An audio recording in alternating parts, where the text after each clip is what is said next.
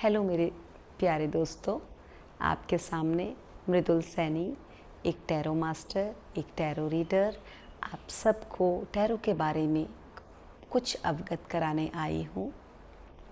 असल में tarot reading क्या होती है और टैरो रीडिंग क्यों करनी चाहिए, ये एस्ट्रोलॉजी से किस तरह से डिफरेंट है और इसके द्वारा हम कैसे गाइडेंस क्रिएट कर सकते हैं। तो सबसे पहले मैं बताना चाहूँगी, मैंने टैरो जब सीखा था ना, तो मुझे एक जब मुझे बताया गया था तो मुझे कहा था कि टैरो के द्वारा ना आप डेली का अपना गाइडेंस भी निकाल सकते हो कि आपका दिन कैसा होना चाहिए।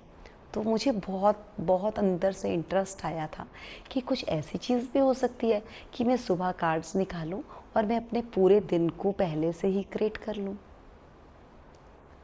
तो मुझे बहुत आनंद आया था ये सुनकर और फिर मैंने इसको ज्वाइन किया था और इन्हें सीखा और अपनी ज़िंदगी में इन्हें यूज़ करने के लिए रेडी हुई।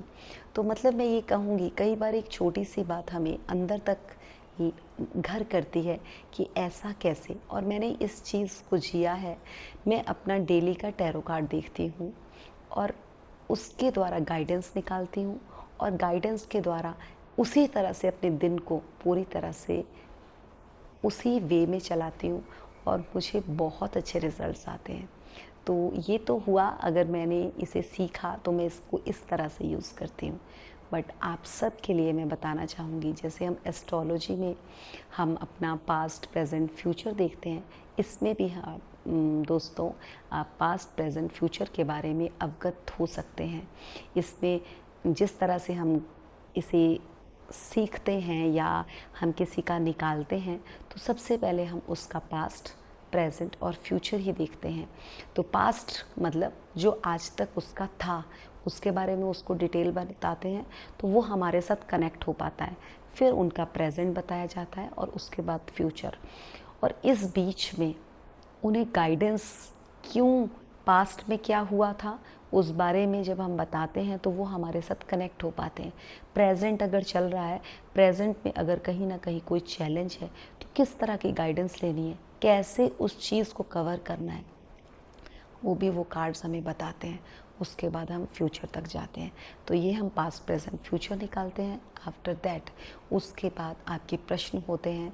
अगर किसी का हेल्थ का प्रश्न है तो प्रश्न किया जाता है और उसके अकॉर्डिंग कार्ड आते हैं। उस कार्ड में क्लियर इंटेंशन अगर आपकी है, क्लियर वाइब्रेशन के अकॉर्डिंग और क्लियर इंट्यूशन के अनुसार आपके कार्ड निकलते हैं। जिस तरह की फीलिंग्स के साथ आप बैठे हैं, आपकी अगर डर की फीलिंग है तो आपको उसी तरह का कार्ड आएगा। अगर आप अपनी इमोशंस में अप हैं तो आपको इमोशन अप का कार्ड आएगा। ये तो मैंने इतना इसमें देखा है और इसके द्वारा मैंने रियली में अपने इमोशंस में बहुत काम किया है। तो आपके कार्ड्स होते हैं, आप होते हैं और आपकी वाइब्रेशंस होती हैं। अगर वाइब्रेशंस के साथ आप पूरे कोऑर्डिनेट कर पाते हैं तो आपको कार्ड अकॉर्डिंगली आपके लेवल पे ही निकल कर आते हैं। और एक चीज़ और कहना चाहूँगी कि बिलीफ, अगर हमें बिलीव है तो हम पत्थर पे भी विश्वास करते हैं। फिर और तो हम क्या कहें। तो हम तो ऐसे देश में रहते हैं जहाँ पर हमारे पत्थर की भी पूजा की जाती है। तो अगर हम चाहें तो हम किसी भी चीज़ के साथ विश्वास क्रिएट करके वहीं पे अपनी ज़िंदगी को बेहतर और बेहतर बना सकते हैं। मेरा तो एक कहना है यारो, जिन प्रेम कियो तिन प्रभ पायो। आप प्रेम किसी से भी करें, अगर आप अपने आप से कर रहे हैं तो आपने खुद को जीत लिया।